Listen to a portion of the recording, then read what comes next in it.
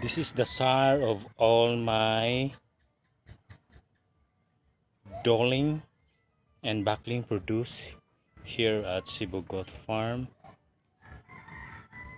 The father of my breeder back is the genetics of foal imported from the Red Bull Marcos from Barili Goat Farm. One thing I like of this guy, he's weighing around 120 kilos and he looks pretty good. He's a pure American Anglo Nubian. That's it. Here she is.